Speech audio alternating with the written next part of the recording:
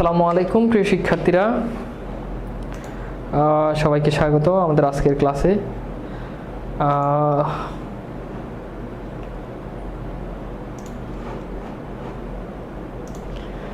ওকে ওকে জয়নবা মজুমদার, আসসালামু আলাইকুম স্যার। ওয়ালাইকুম সালাম। আমাকে একটুখানি জানিয়ে দাও যে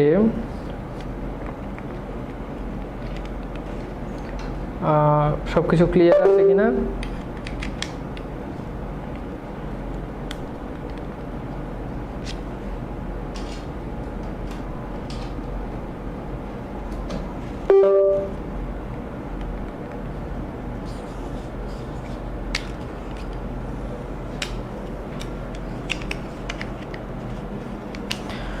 ওকে, ওয়ালাইকুম সালাম। ওয়ালাইকুম সালাম। আজকে আমাদের বিদ্রোহী কবিতার উপর ক্লাস হবে।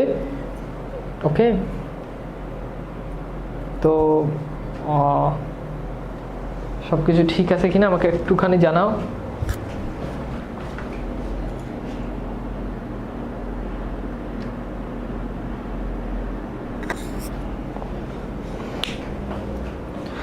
ওকে, তো আমরা তাহলে মোটামুটি আমাদের আলোচনা স্টার্ট করতে পারি। হ্যাঁ, তো আমরা আজকের ক্লাসে আমরা আলোচনা করব আমাদের এই যে বিদ্রোহী কবিতা আছে, আমরা সেই কবিতাটা নিয়ে আমরা আমাদের আজকের ক্লাসে আলোচনা করব। তো আশা করি তোমরা দেখতে পাচ্ছ এবং সবকিছু ঠিক আছে। বগুড়া কবে আসছিলেন স্যার? আমার বাসা বগুড়াতে। বগুড়াতে গেছিলাম তো হয়ে গেছে, গত এক সপ্তাহ হয়ে গেছে। গত সপ্তাহে গিয়েছিলাম, গত সম্ভবত শুক্রবার গিয়েছিলাম। ওকে,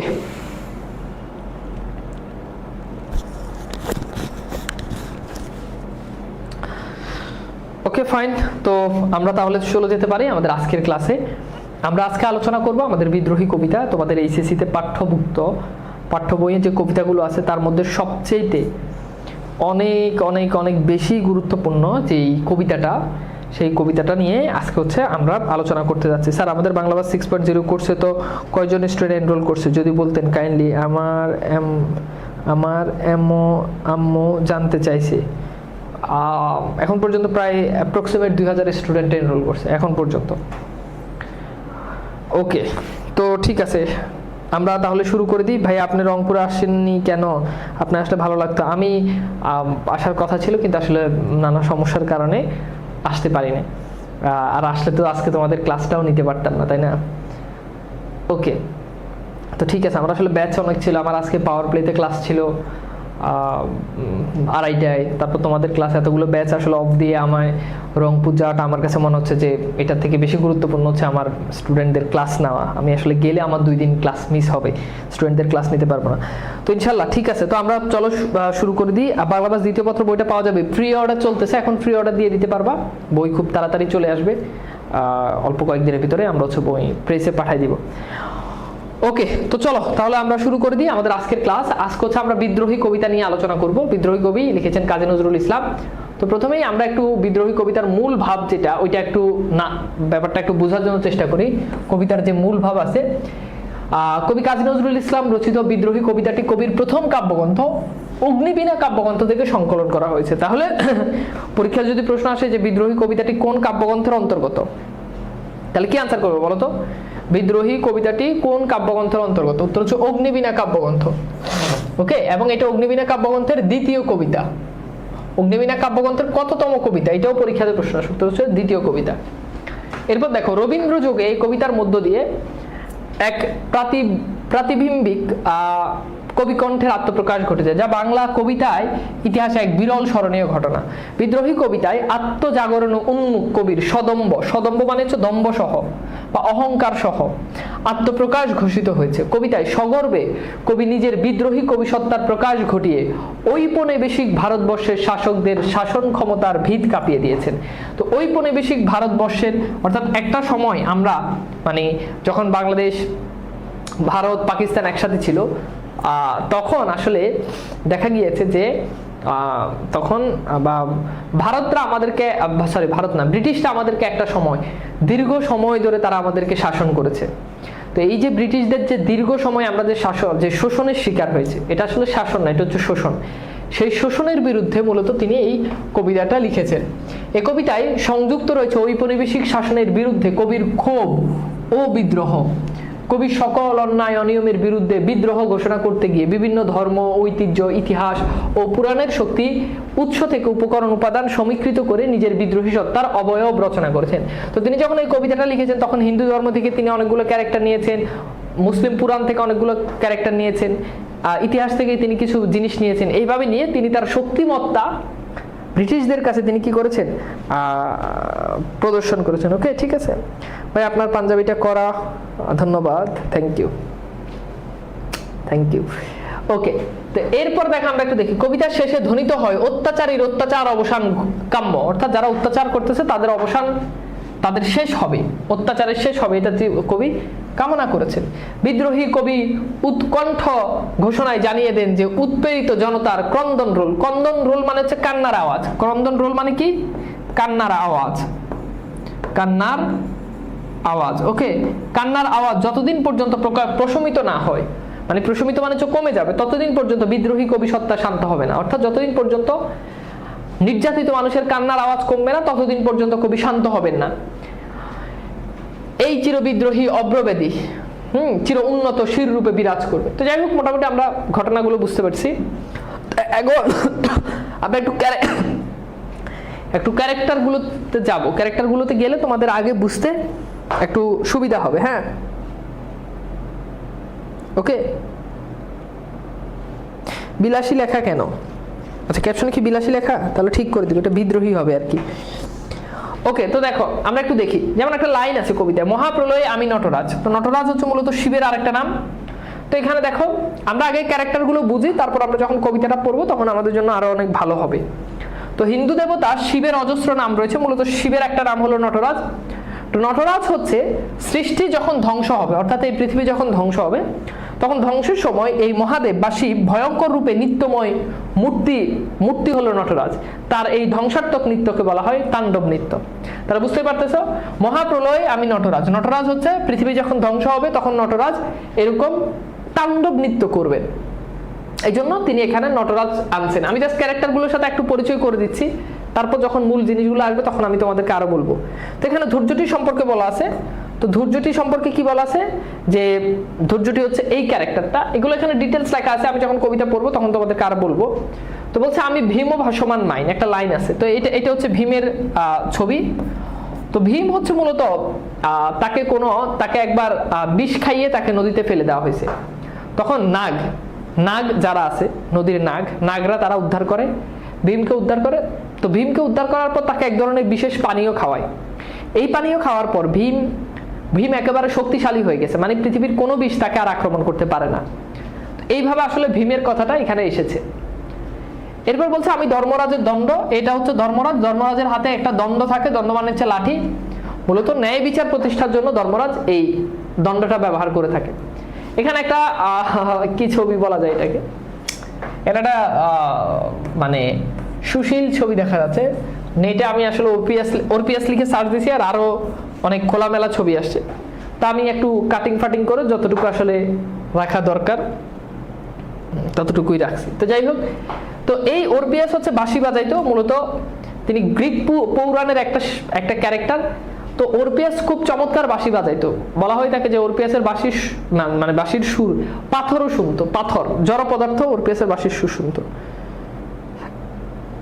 ঠিক আছে ভাই, আমি এক্সাম দিছিলাম বাট রেজাল্টে আমার নাম আসে না কেন? এটা কি ক্লাসে করা? এটার জন্য তো ডিসকাশন গ্রুপ আছে, এটার জন্য তো আলাদা টিম আছে ডিসকাশন গ্রুপে পোস্ট দেওয়ার জন্য। বারবার বলছি না যে এইসব সমস্যা ক্লাসে বলবা না, এটার জন্য তো ডিসকাশন গ্রুপ আছে। এই বারবার একই জিনিস বলি, আমি কিন্তু এইবার থেকে সোজা ব্যান করে দিব।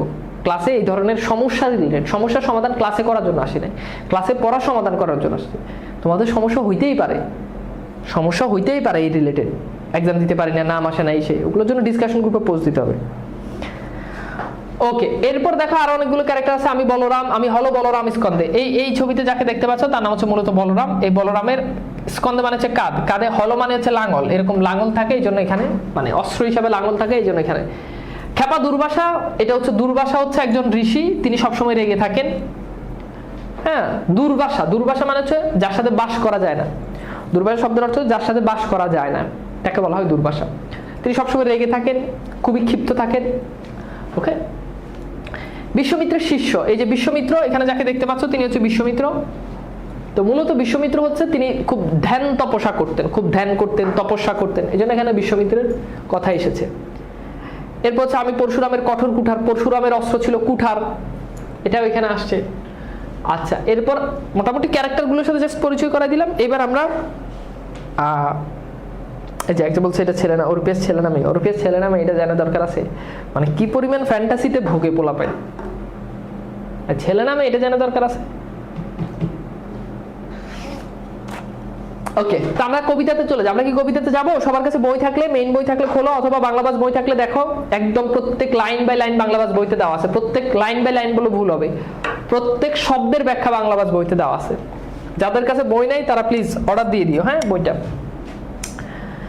আচ্ছা, তো চলো তাহলে আমরা শুরু করে দিই আমাদের আজকের মূল বিষয়বস্তু। ওকে, আচ্ছা, তো আজকে বিদ্রোহী কবিতাটা এমন ভাবে পড়াবো যে আর তোমাদের সমস্যা থাকবে না। তো প্রথমে বলছে বলো বীর, বলছে বলো বলো, আমরা বলি না বলো এইটা বলো ওইটা। তো নজরুল বলতেছে বলো বীর, অর্থাৎ আমাদেরকে বীর বলে সম্বোধন করছে। বলো বীর, বলো উন্নত মম শির, মম মানে আমার, ঠিক আছে, শির মানে হচ্ছে মাথা। তাহলে বলতেছে কি বলো বীর, বলো উন্নত মম শির, বলো আমার মাথা সবার উপরে। বলো বীর, আমার মাথা সবার উপরে, আমার মাথা কার থেকে নিচে না, আমার মাথা সবার উপরে। ওকে, শির নেহারি, নেহারি এই নেহারি মানে ওই যে গরুর নেহারি না, এই নেহারি মানে হচ্ছে দেখে, অর্থাৎ আমার মাথা দেখে, আমারই মানে হচ্ছে আমার। তার মানে লাইনটার মানে কি দাঁড়ালো?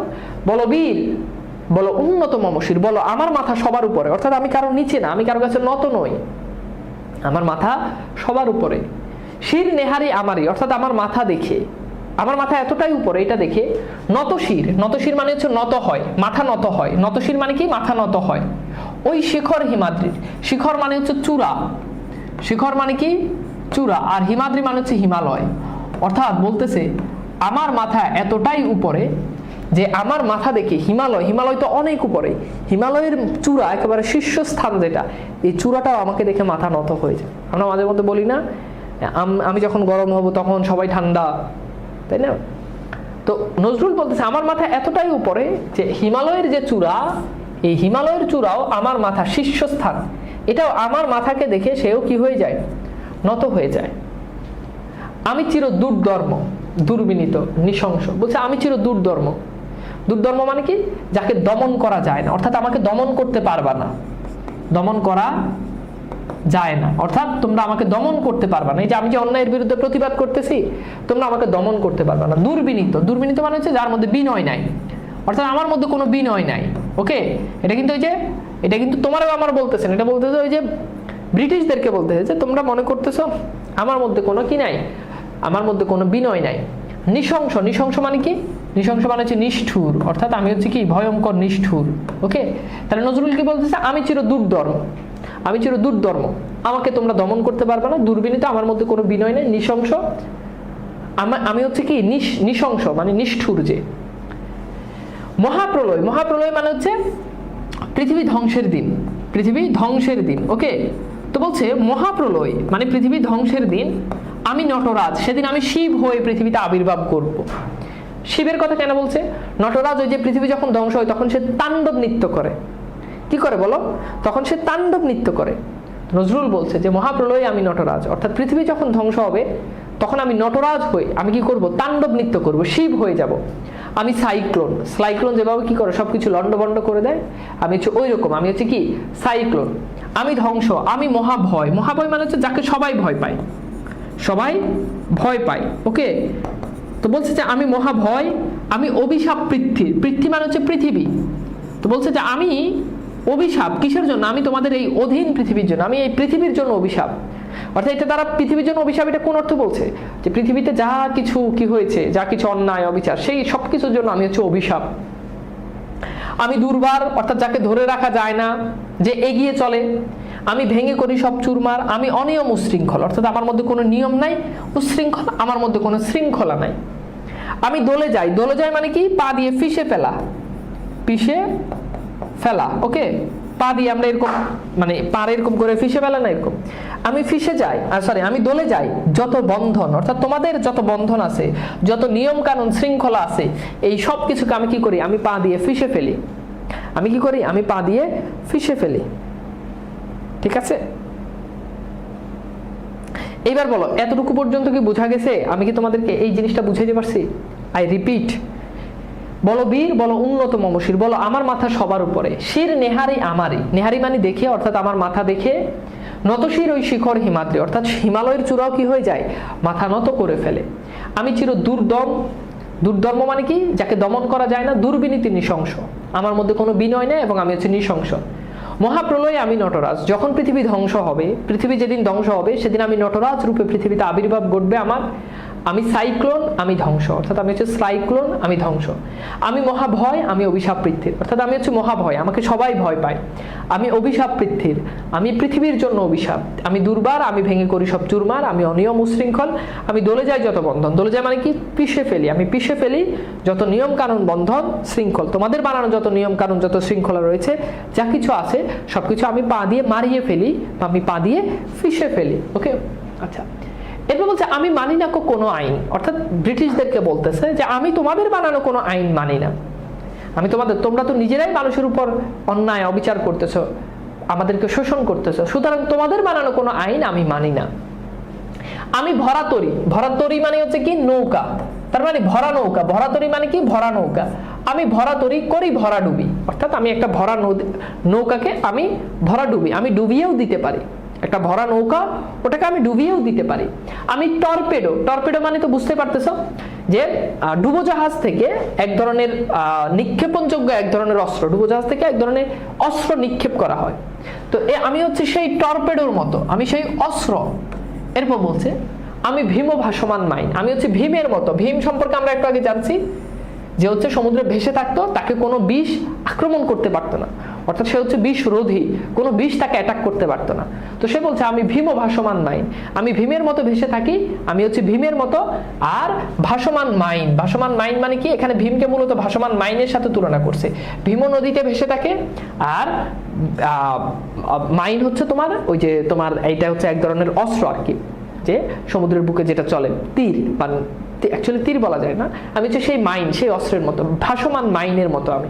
ওকে, আমি ধৈর্যটি, ধৈর্যটি তো জানোই যে মূলত ধৈর্যটি হচ্ছে তোমার ধ্বংসরূপ হিসাবে এখানে ধৈর্যটির নামটা ব্যবহার করছে, ধ্বংসকারী হিসাবে, যেখানে লেখা আছে ধ্বংসকারী হিসাবে।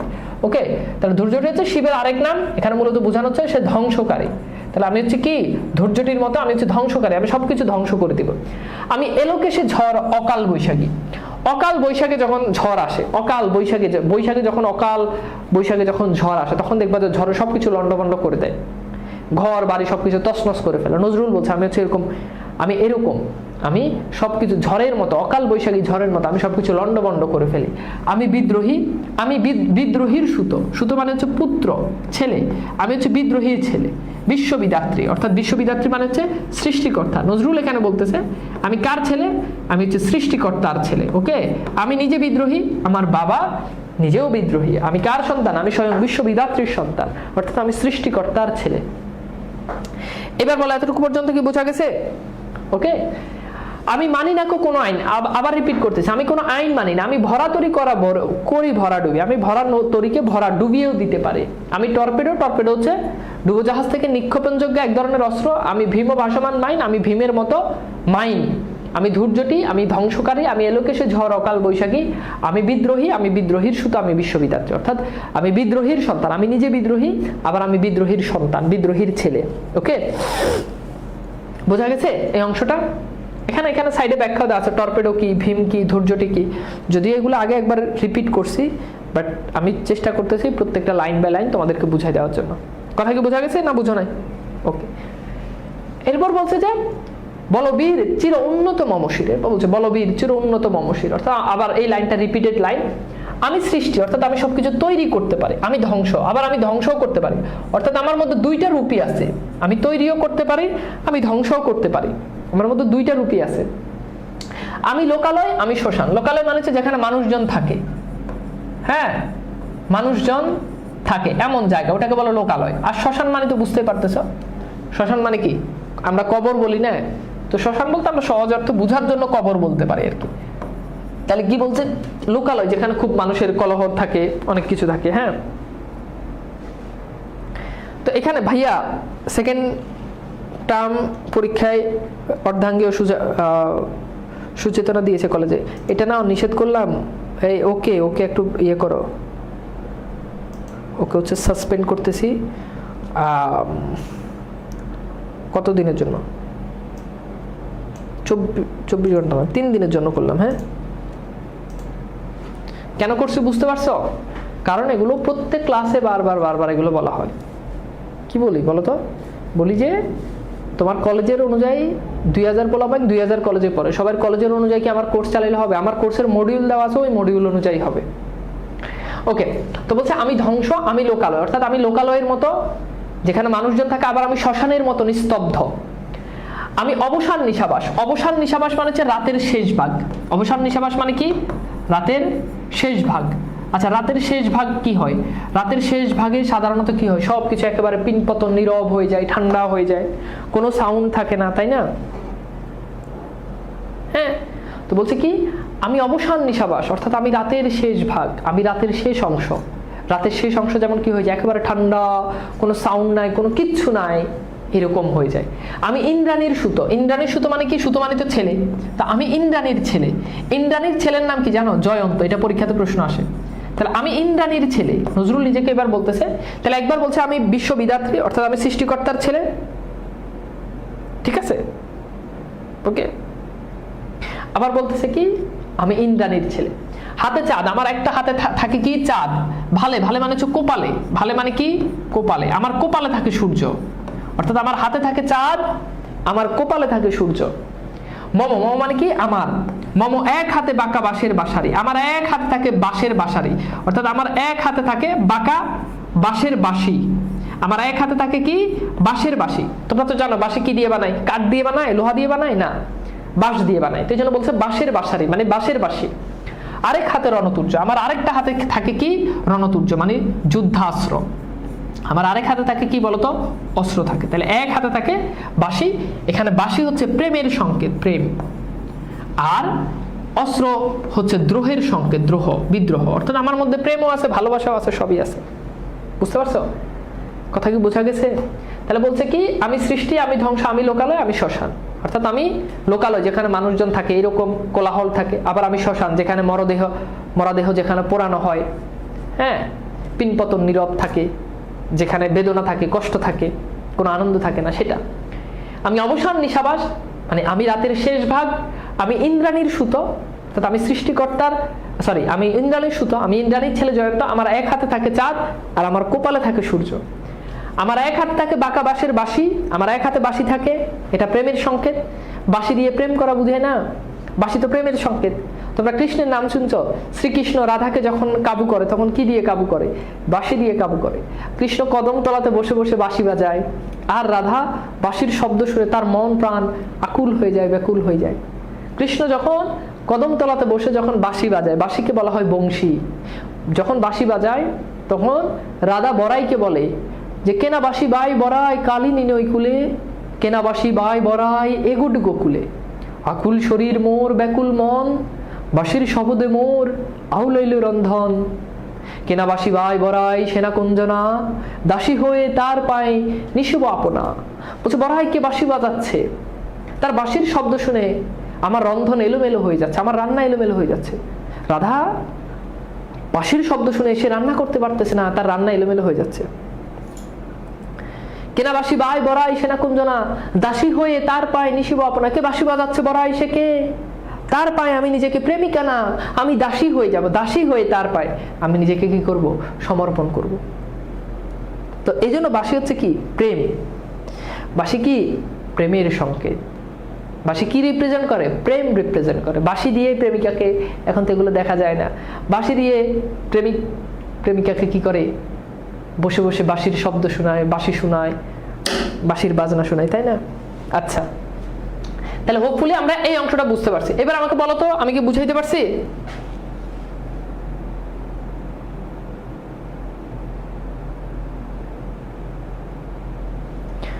কথা কি ক্লিয়ার বলো তো ভাইয়া?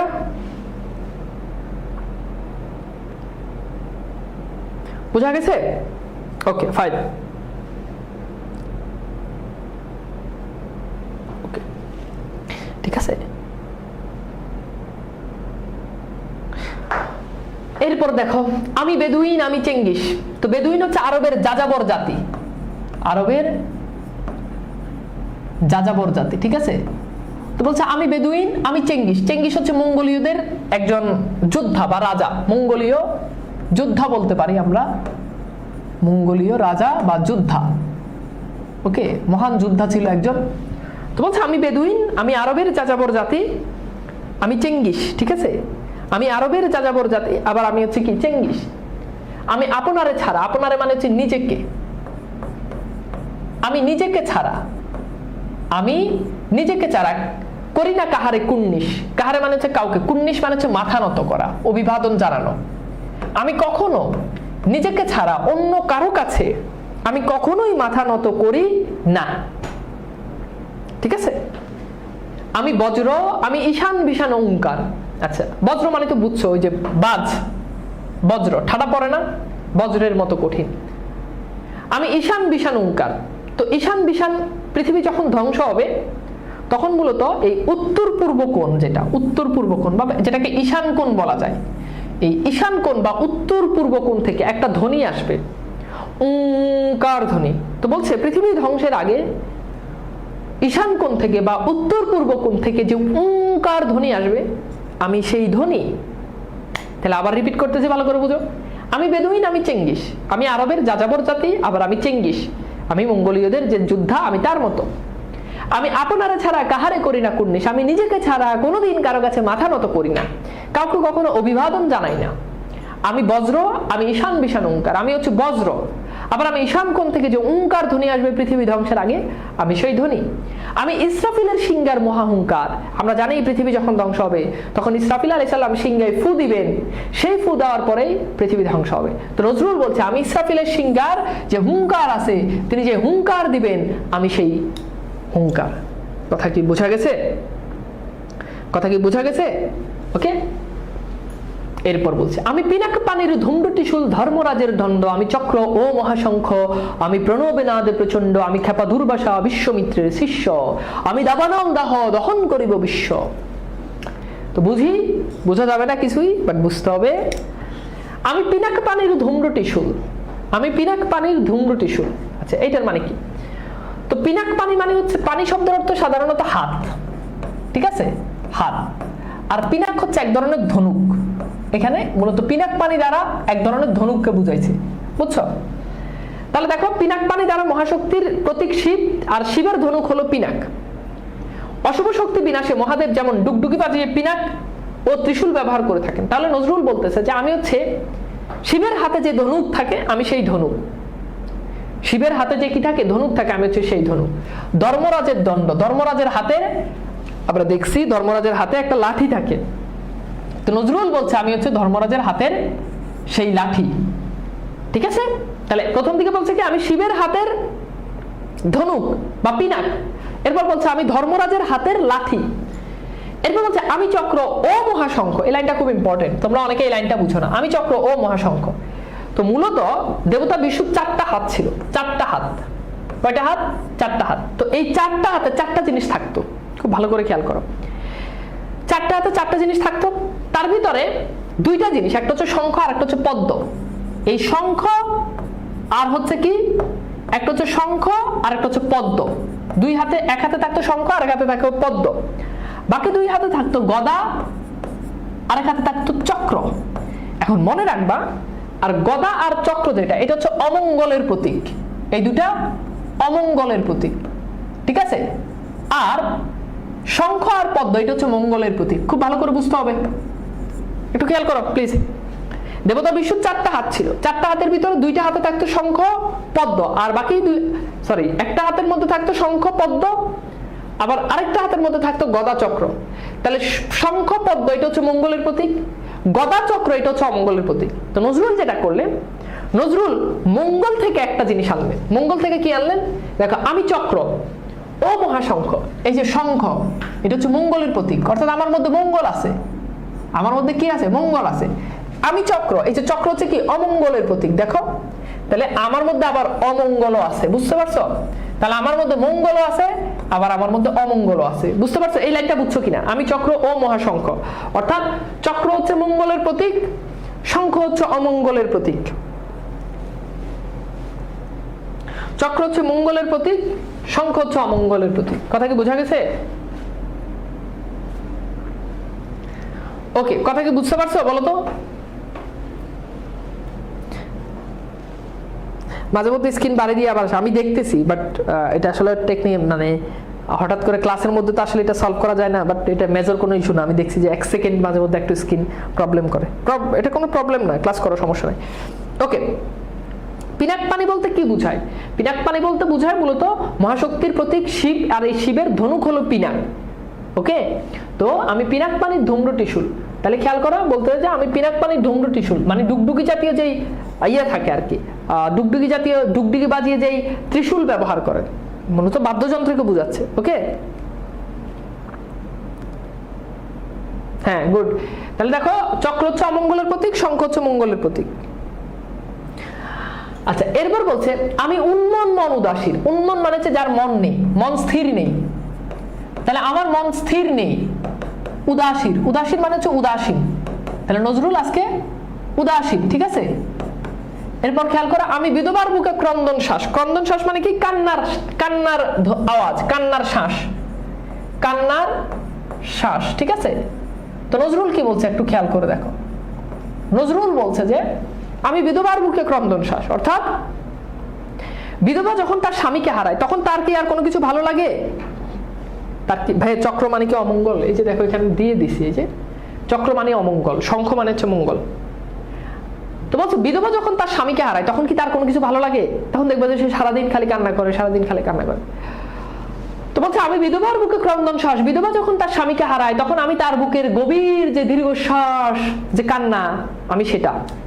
অর্থাৎ নজরুল এটা কিন্তু মানবতাবাদী। এবার নজরুল এখন কঠিন না, নির্যাতিত মানুষদের, স্বজন হারানো মানুষদের, প্রিয় মানুষ হারানো মানুষদের নজরুল পাশে দাঁড়িয়েছে।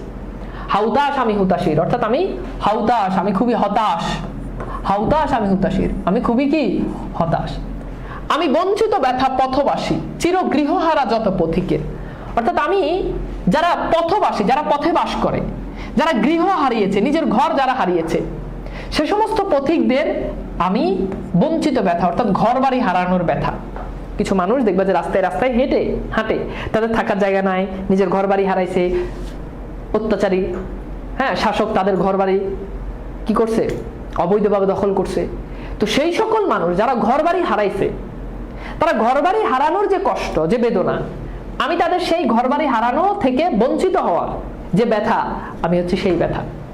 আমি অপমানিতের মরণ বেদনা। অপমানিত মানে হচ্ছে অপমানিত, অর্থাৎ যে মানুষটা অপমানিত হয়েছে তার মধ্যে যে মরণ বেদনা থাকে, মরণ বেদনা বলতে অনেক বেশি বেদনা আর কি, তীব্র বেদনা, তার মধ্যে যে বেদনা থাকে, আমি হচ্ছে সেই বেদনা। তাহলে অপমানিত মানুষ, তুমি যদি কাউকে যদি অপমান করো, সে খুব লজ্জা পায়, খুব অপমানিত বোধ করে। আমি সেই অপমানিত মানুষের মধ্যে যে বেদনা আছে, আমি সেটা। বিষ জ্বালা প্রিয় লাঞ্ছিত বুকে গতি ফের। বলছে যে বিষ জ্বালা, তাদের মধ্যে যে জ্বালা আছে, আমি প্রিয় লাঞ্ছিত বুকে গতি ফের, আমি তাদের বুকে গতি ফিরিয়ে দিই। একটা মানুষকে অপমান করলে দেখবা যে সে আর স্বাভাবিক কাজ করতে পারবে না, সে খুব কষ্ট পাবে, সে খুব হতাশ হয়ে যাবে, ভেঙে পড়বে। নজরুল বলছে আমি তার বুকে কি করি? গতি ফিরিয়ে দিই। আমি তার বুকে গতি ফিরিয়ে দিই, লাঞ্ছিত মানুষের বুকে আমি গতি ফিরিয়ে দিই, কাজ করার সাহস যোগাই। এবার বলো বুঝছো কিনা? এই অংশটা কি বুঝতে পারছো ভাই? আগের পেজে 2 লাইন ইয়ে হয়েছে। আগের পেজে কোন 2 লাইন কেউ একটু বলো, তাহলে আমি বলে দিব। এখানে হয়তো ইয়ে মিস্টেক হয়েছে। কোন 2 লাইন মিস হয়েছে একটু বলবা? ওকে, 2 লাইন আমি বুঝাই দিচ্ছি, এরপর বলো এতটুকু পর্যন্ত বুঝছো কিনা।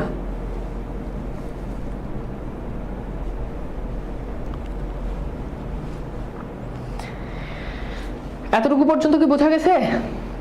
বুঝতে পারছো? ওকে, ভেরি গুড। 2 লাইনকে আমাকে লিখে দাও। মরণ বেদনা মানে অনেক বেশি বেদনা।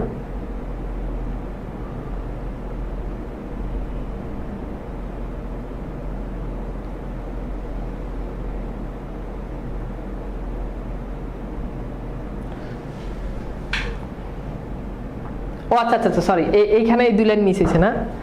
আচ্ছা আমি ভাবছি যে স্লাইডে নাই, তা আমি একটু বুঝাই, এই 2 লাইনটা আবার বুঝাই, খেয়াল করো। আমি খেপা দুর্ভাষা, অর্থাৎ আমি হচ্ছে ওই যে দুর্ভাষার কথা বললাম না, যার সাথে বসবাস করা যায় না, যে সবসময় খেপে থাকে, রেগে থাকে। তো নজরুল বলছে আমি খেপা দুর্ভাষা, আমি দুর্ভাষার মতো কি থাকি, খুব খেপে থাকি, রেগে থাকি। বিশ্বমিত্রের শিষ্য, আবার আমি শিষ্য মানে কি, ছাত্র। আবার বিশ্বমিত্র যে ধ্যান করে, যে ধ্যান করে, তো আমি ওই রকম বিশ্বমিত্রের শিষ্য, অর্থাৎ বিশ্বমিত্রের মতো আমি কি করি, ধ্যান করি। তাহলে একদিকে আমি খেপা দুর্ভাষা, আরেকদিকে আমি বিশ্বমিত্রের শিষ্য, বিশ্বমিত্রের ছাত্র। অর্থাৎ বিশ্বমিত্র তো খুব সারাক্ষণ ধ্যান করেন, তপস্যা করেন, অন্য কোনো কিছুতে তার মন নাই। নজরুল বলছে আমি আবার তার শিষ্য। আমি দাবানল দাহ, দাহ মানে হচ্ছে আগুন। তো নজরুল বলছে যে আমি দাবানল দাহ, দাবানলের আগুন। দাবানল আগুন হচ্ছে কি, পাহাড় ঝর্ণা থেকে যেমন পানি পড়ে এরকম আগুন পড়লো, ওটাকে বলে কি, দাবানলের আগুন। তো নজরুল বলছে আমি দাবানল দাহ, দহন করিব বিশ্ব। দহন মানে কি, পুড়িয়ে ফেলবো। নজরুল পুরাবে কি, পুড়িয়ে ফেলবে, পুড়িয়ে ফেলবে কি, পুড়িয়ে ফেলবে বিশ্ব। নজরুল বিশ্বকে কি করবে, পুড়িয়ে ফেলবে। ওকে, এবার বলো, বুঝতে পারছো? আমি খেপা দুর্ভাষা, আমি বিশ্বমিত্রের শিষ্য, আবার আমি দাবানলের আগুন, আবার আমি কি করব, দহন করিব বিশ্ব। অর্থাৎ আমি পৃথিবীকে কি করব, পুড়িয়ে ফেলবো। এটা দ্বারা বোঝাচ্ছে যে অধীন পৃথিবীকে, এই পরাধীন পৃথিবীকে আমি কি করব, পুড়িয়ে ফেলবো। আমি উত্তর বায়ু মলয় অনিল উদাস পূর্বী হাওয়া। মলয় হচ্ছে একটা পর্বত। মলয় কি, পর্বতের নাম, এটা পরীক্ষাতে প্রশ্ন আসে। তো বলছে আমি উত্তর দিকে, আমি যে মলয় পর্বত আছে, সেই পর্বত থেকে যে হাওয়া আসে, মলয় পর্বত থেকে যে হাওয়া আসে, হ্যাঁ, ওই হাওয়াটা হচ্ছে আমি। তাহলে মলয় পর্বতের যে হাওয়া, যে স্নিগ্ধ হাওয়া আসে, আমি হলাম সেই হাওয়া। আমি পথিক কবির গভীর রাগিনী। রাগিনী মানে হচ্ছে গান। পথিক কবি মানে হচ্ছে যারা পথে পথে গান গায়। তো বলছে যারা পথে পথে গান গায়, আমি তাদের গান, কারণ তারা ওই গান দিয়ে তারা কি করে, টাকা উপার্জন করে। তো নজরুল বলছে যারা পথে পথে গান গায়, তাদের গান গাওয়ার যে উপকরণ, আমি হচ্ছে সেই গান। বেনুবিনে গান গাওয়া, বেনুবিনে মানে হচ্ছে বাদ্যযন্ত্র। এই বাদ্যযন্ত্র দিয়ে, বেনুবিনে দিয়ে তারা যে গান গায়, আমি হচ্ছে তাদের সেই গান। আমি আকুল নিধাক তিয়াসা। ঠিক আছে, নিধাক মানে হচ্ছে গ্রীষ্ম, নিধাক মানে কি, গ্রীষ্ম, আর তিয়াসা মানে হচ্ছে পিপাসা। নজরুল বলছে আমি গ্রীষ্মের তীব্র পিপাসা। যখন গরমকাল চলে আসে তখন দেখবে যে আমরা পানির জন্য পাগল হয়ে যাই, দুপুরে ঠাডা পড়া যখন রোদ পড়ে। তো বলছে আমি আকুল নিধাক তিয়াসা, আকুল মানে হচ্ছে অনেক বেশি। আমি গ্রীষ্মের তীব্র পিপাসা। আমি রুদ্র, রুদ্র রবি, রবি মানে হচ্ছে সূর্য। আমি সূর্যের মতো কি, রুদ্র। আমি সেই প্রদীপ্ত সূর্যের মতো, সূর্যের হিট অনেক বেশি না। আমি মরুনির ঝড়, ঝড় ঝড়। আমি শ্যামলিয়া ছায়াছবি। আমি মরুনির ঝড়, অর্থাৎ মরুনির ঝড় মানে হচ্ছে মরুভূমির বুকে ঝর্ণা, মরুর বুকে ঝর্ণা। মরুভূমির বুকে যদি ঝর্ণা থাকে, নজরুল বলছে আমি হচ্ছে সেই ঝর্ণা। আমি শ্যামলিয়া ছায়াছবি, অর্থাৎ আমি সবুজ গ্রামের ছবি, ছবির মতো, সবুজ গ্রামের ছবির মতো। ওকে, শ্যামলিয়া মানে হচ্ছে কি, সবুজ, অর্থাৎ আমি একেবারে সেই গ্রামীণ সবুজ শ্যামল ছবির মতো। আমি কি বুঝাইতে পারছি বলো তো? এই প্যারাটা কি বুঝছো? পূবালী মানে হচ্ছে পূর্ব দিক। ওকে, পূর্ব দিক থেকে যে হাওয়া আসে, আমি হলাম সেটা। আমি ওরপিয়াসের বাঁশারি। ওই যে বলছো বাঁশারি মানে কি, বাঁশি। আমি ওরপিয়াস যে বাঁশিটা বাজায়, যে বাঁশি দিয়ে সে সবাইকে মুগ্ধ করে দেয়, আমি সেটা। মহাসিন্ধু উতলা ঘুম ঘুম, ঘুম চুমু দিয়ে করে নিখিল বিশ্ব নির্ঝুম। বলছে মহাসিন্ধু উতলা ঘুম ঘুম, যখন সবকিছু ঘুম ঘুম হয়ে যায়, নির্ঝুম হয়ে যায়, ঝিমিয়ে যায়, আমি ঘুমকে তখন চুমু দিয়ে নিখিল বিশ্বকে একেবারে নির্ঝুম করে দিই। ঘুমকে আমি চুমু দিয়ে সব দূর করে দিই। মম বাঁশারির টানে, মম মানে কি, আমার। বাঁশারির টানে, তার মানে হচ্ছে সুর, অর্থাৎ আমার বাঁশির সুরে। পাশারি, পাশারি মানে ভুলে যায়। আমার বাঁশির সুরে কি ভুলে যায়, আমার বাঁশির সুরে ভুলে যায়। কি ভুলে যায় মানে, আমি যখন বাঁশি বাজাই তখন আমার বাঁশির সুরে, বাঁশির সুরে সব কিছু কি হয়ে যায়, সব কিছু ভেঙে লন্ডভন্ড হয়ে যায়। লন্ডভন্ড হয়ে যায় না, সরি, ভুলে যায়। আমার বাঁশির সুরে সবকিছু কি হয়ে যায়, ভুলে যায়। আমি শ্যামের হাতের বাঁশারি। এখানে শ্যাম বলতে বোঝানো হচ্ছে কৃষ্ণ, অর্থাৎ আমি কৃষ্ণের হাতের বাঁশি। আমরা একটু আগে জানি যে কৃষ্ণ রাধাকে বাঁশি বাজায় ইমপ্রেস করছে। তো বলছে আমি আবার কৃষ্ণের হাতের বাঁশি। আমি রুশে উঠি, রুশে মানে হচ্ছে রেগে। আমি বড় করে লিখে দিচ্ছি, অনেকে হয়তো বুঝতেছো না। আমি রুশে উঠে যাবে মহাকাশ ছাপিয়া। যখন আমি রেগে যাই, যখন আমি রুশে উঠি, মানে যখন আমি রেগে যাই, রেগে উঠি, তখন আমি মহাকাশ ছাপিয়ে যাই, অর্থাৎ আমি একেবারে মহাকাশকে ছাপিয়ে যাই। ভয় সপ্ত নরক, আর যখন আমি রেগে যাই তখন ভয় সপ্ত নরক। আমরা জানি সপ্ত নরক মানে হচ্ছে 7টা দোজক আছে, তাই না? হ্যাঁ, দোজক, 7টা দোজক আছে। ভয় সপ্ত নরক, তখন আমার ভয় 7টা দোজক মানে নরক, এর মধ্যে সবচেয়ে বেশি যন্ত্রণা, সবচেয়ে বেশি কষ্ট যেই দোজকের মধ্যে দেওয়া হয় সেটা নাম হচ্ছে হাবিয়া দোজক। এই 7টা দোজকের মধ্যে 7টা দোজক তো কাঁপে, তার মধ্যে হাবিয়া দোজক যেটা, যেখানে সবচেয়ে বেশি যন্ত্রণা দেওয়া হয়, ওই হাবিয়া দোজক আমার ভয় নিভে নিভে যায় কাঁপিয়া। অর্থাৎ আমার ভয় হাবিয়া দোজক কি হয়ে যায়, কেঁপে কেঁপে নিভে যায়। অর্থাৎ আমি এতটাই গরম যে জাহান্নাম দোজক সবচেয়ে বেশি আযাব যেখানে দেওয়া হয় সেটাও আমার ভয় কি হয়ে যায়, কেঁপে কেঁপে নিভে যায়। আমি বিদ্রোহী বাহী নিখিল অখিল ব্যাপিয়া, অখিল মানে হচ্ছে নিখিল, অখিল ব্যাপিয়া মানে হচ্ছে আমি বিশ্বব্যাপী, বিশ্বব্যাপী আমি বিদ্রোহী। আমি ঘরের কোণের বিদ্রোহী না, আমি পুরো বিশ্বব্যাপী বিদ্রোহী। আমি পরশুরামের কঠোর কুঠার, অর্থাৎ পরশুরামের হাতে যে কুঠার থাকে অস্ত্র, আমি সেই কুঠার। নক্ষত্রী করিব বিশ্ব আনিব শান্তি শান্ত উদার, আমি পৃথিবীতে কি করব, শান্তি আনবো। আমি পৃথিবীতে কি করব, শান্তি আনবো। আমি হল বলরাম স্কন্দে, হল মানে হচ্ছে কি লাঙল, হল শব্দের অর্থ কি লাঙল, আর স্কন্দে মানে হচ্ছে কাঁধ, অর্থাৎ আমি বলরামের কাঁধে যে লাঙল থাকে আমি সেই লাঙল। বলরামের কাঁধে আমরা দেখেছি কি থাকে, লাঙল থাকে, আমি সেই লাঙল। আমি উপরে ফেলবো মানে একেবারে উফরে ফেলবো অধীন বিশ্ব, অর্থাৎ এই অধীন বিশ্ব অবহেলে নব সৃষ্টির মহানন্দ, নব মানে নতুন, অর্থাৎ আমি এই পৃথিবীটাকে উপরে ফেলবো। কেন উপরে ফেলবো, নতুন করে সৃষ্টিকে সাজাবো, সেই আনন্দে আমি পৃথিবীকে উপরে ফেলবো। ধরো এটা একটা জিনিস এভাবে আছে, আমি এটাকে উপরে ফেললাম, এভাবে আমি কি করব, উপরে ফেলবো। মহাবিদ্রোহী রণক্লান্ত, রণ মানে হচ্ছে যুদ্ধ, অর্থাৎ আমি বিদ্রোহী, আমি যুদ্ধ করতে করতে আমি ক্লান্ত, আমি সেই দিন হব শান্ত। কোন দিন শান্ত হবে, যবে, যবে মানে হচ্ছে যেদিন, যবে মানে কি যেদিন, যেদিন উৎপীড়িত ক্রন্দন রোল, উৎপীড়িত মানে হচ্ছে নির্যাতিত, নির্যাতিত, যেদিন নির্যাতিত ক্রন্দন রোল, ক্রন্দন রোল মানে হচ্ছে কান্নার আওয়াজ, যেদিন কান্নার আওয়াজ, নির্যাতিত মানুষের কান্নার আওয়াজ আকাশে বাতাসে ধুনিবে না। নজরুলের কাছে মনে হচ্ছে এখন যারা নির্যাতিত আকাশে বাতাসে শুধু তাদের কান্নার শব্দ শোনা যাচ্ছে, কান্নার শব্দ শোনা যাচ্ছে। তো নজরুল সেদিন শান্ত হবে যেদিন নির্যাতিত মানুষের কান্নার আওয়াজ আর আকাশে বাতাসে কোথাও শোনা যাবে না। অত্যাচারীর খড়গ কৃপান, খড়গ কৃপান হচ্ছে অত্যাচারীর অস্ত্র, ওকে, অত্যাচারীর অস্ত্র অর্থাৎ শোষকের অস্ত্র, শোষকের অস্ত্র, অত্যাচারীর অস্ত্র ভীম রণভূমে রণিবে না। রণভূমি মানে হচ্ছে যুদ্ধের মাঠে, যুদ্ধের মাঠে, যেদিন যুদ্ধের মাঠে আর অত্যাচারীর এই অস্ত্র দেখা যাবে না, সেই দিন আমি কি হব, সেই দিন আমি শান্ত হব। বিদ্রোহী রণক্লান্ত, আমি সেই দিন হব শান্ত। আমি চির বিদ্রোহী বীর, বিশ্ব ছাড়িয়া উঠিয়াছি একা চির উন্নতশীল, আমি পুরো বিশ্বকে ছাড়িয়ে একা আমার মাথাকে কি করেছি, উঁচু করেছি, বা আমার মাথা সবার থেকে উঁচু। এইবার আমাকে বলো, কোশ্চেন এখন যদি সলভ করতে যাই তাহলে কি পারবা? আমরা বোর্ডের কোশ্চেন এখন সলভ করব। তো দেখো বোর্ডের কোশ্চেন গুলো এখন তোমরা পারবা। শিখর হিমাদ্রির সবচেয়ে সহজ অর্থ কোনটি? ঢাকা বোর্ড 2024 সলভ করো। শিখর হিমাদ্রির সবচেয়ে সহজ অর্থ কোনটি?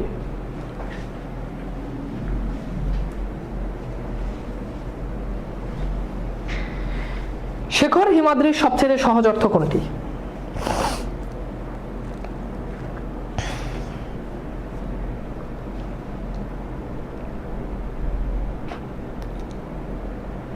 তাহলে শিখর মানে কি বলছি না, শিখর মানে চূড়া। দেখো ভাইয়া যা পড়াইছি ওগুলো থেকেই বোর্ডে কোশ্চেন আসছে।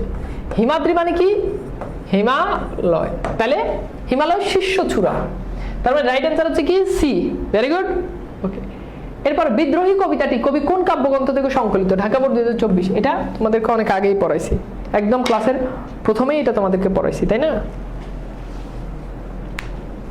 তাহলে কি কি বলো তো, সলভ করো তো, এটা কি হবে? এটা হচ্ছে এটা অগ্নিবীণা, অগ্নিবীণা কাব্যগ্রন্থের দ্বিতীয় কবিতা। বিদ্রোহী কবিতাটি শেষ হয়েছে কোন প্রত্যাশার মধ্য দিয়ে? দিনাজপুর বোর্ড 2024। তাহলে নজরুলের কোন প্রত্যাশার মধ্য দিয়ে বিদ্রোহী কবিতাটি শেষ হয়েছে বলো তো?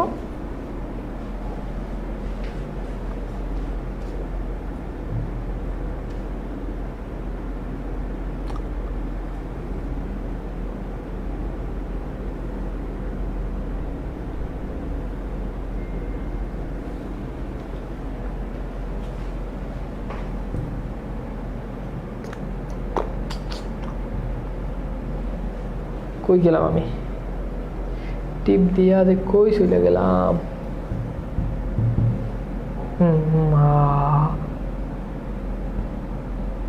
কই গেলাম?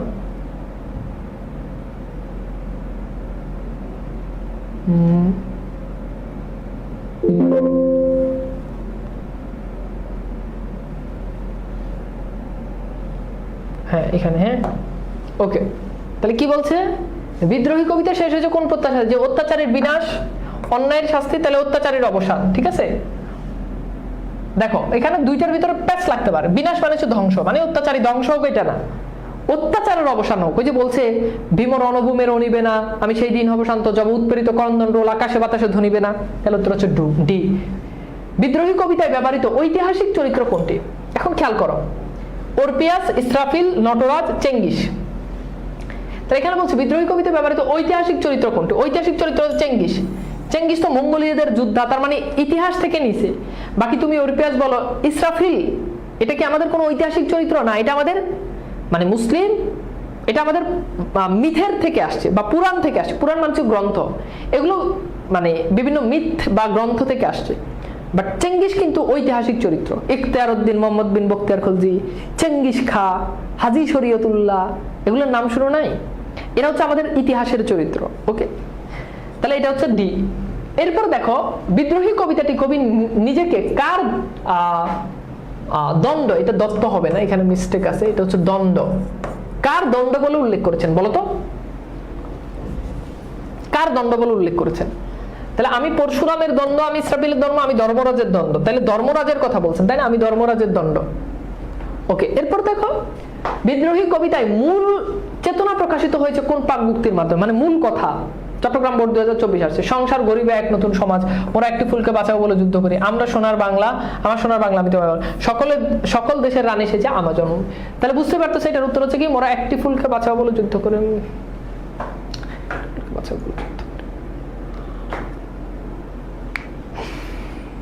হয়েছে। কিন্তু আমার কাছে কোশ্চেনটা একটু ডাউট লাগতেছে। মানে এক হিসাবে এটা হয় যে মোরা এখানে অত্যাচারী মানুষদের জন্য নজরুল যুদ্ধ করতে প্রস্তুত, সেই হিসাবে এটা হয়। তবুও যদি আসলেই যদি কোশ্চেনটা এরকম হয় তাহলে কোশ্চেনটা আসলে মানসম্মত হয় নাই। আচ্ছা যাই হোক, আসো এটা তবু আমরা একটু স্কিপ করি, হয়তো এমন হতে পারে যে অপশন তুলতেও ভুল করছে, ওই জন্য এটা স্কিপ করি। এরপর দেখো যশোর বোর্ড 2024 বিদ্রোহী কবিতায় কবি কার বুকের ক্রন্দন শ্বাস, বলো, এটা তো সহজ কোশ্চেন।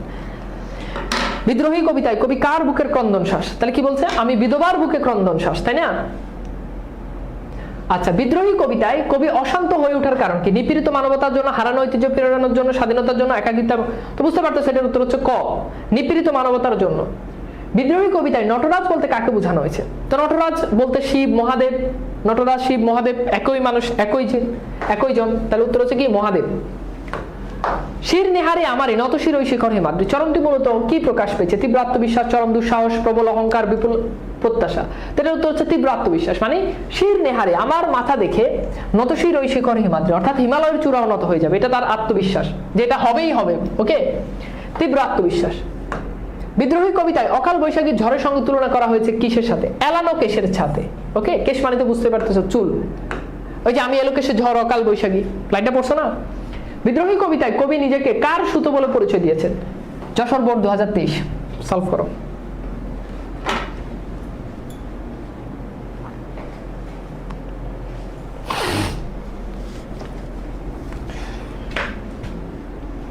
তাহলে বিদ্রোহী কবিতায় কবি নিজেকে কার সুতো বলে পরিচয় দিয়েছেন বলো তো? তাহলে কি বলছে, আমি ইন্দ্রাণীর সুতো। ওকে, সো উত্তর হচ্ছে কি খ। মম এক হাতে বাঁকা বাঁশের বাঁশারি, আরেক হাতের অনতুর্য, চরণটিতে কি প্রকাশ পেয়েছে? এই কোশ্চেনটা আমি ডিরেক্ট তোমাদেরকে ক্লাসে পড়াইছি, তাহলে সলভ করো, পারবা কিনা।